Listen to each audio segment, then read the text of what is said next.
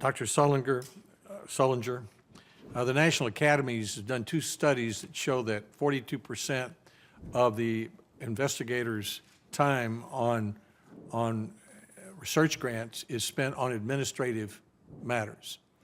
I asked the head of the National Academies what he thought might be a reasonable amount of time. He said it would vary depending on the grant, but maybe 10%. Congress appropriated $30 billion to the NIH, 80% of which goes to extramural research, mostly at universities. Vanderbilt University did a study in conjunction with a report that Senator Mikulski and Bennett and Burr and I asked for about federal regulation of higher education.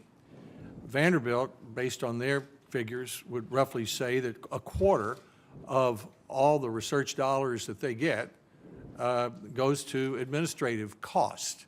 That'd be about 125 or out of 500 billion, more or less. What's your reaction to that? What do you see at Duke, and what suggestions do you have for reducing that problem?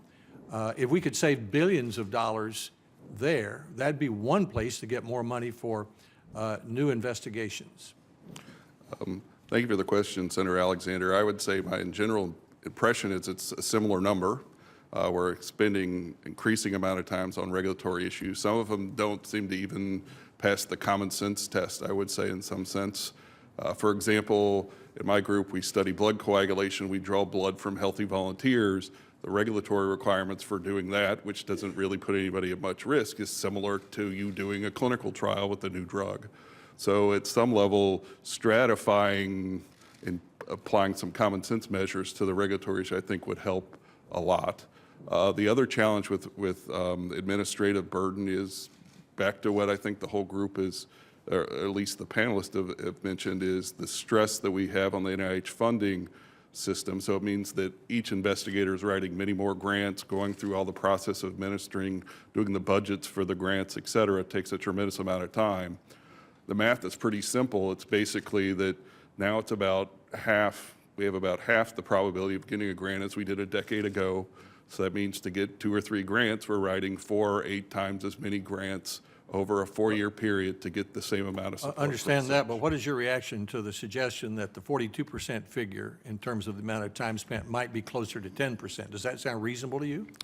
10% may be tough, I think, to get there. What we have to think about, and one of the things we've tried to do in our institute, is to get basically borrow from the private sector some of the strategies they use to say, could we get sort of professional project leaders who are much less expensive and much better trained to do these things to reduce that burden. So but if we only got it from 42% to 20% or 25%, we're talking billions of dollars of federal taxpayer dollars that could be used for research, not necessarily as a substitute for increased funding, but as one way to find more dollars. I absolutely agree with that. So I think that reducing those burdens is a way to find a big cost savings, and also let researchers spend their time on what they're trained to really do, which is to do the science. I want to stay within my time. Let me ask Mr. Borsey this question, and others of you may, and other points, want to talk about it. Dr. Hamburg said at our hearing that the FDA had a record number of new drug approvals last year, talked about the Breakthrough Therapies program.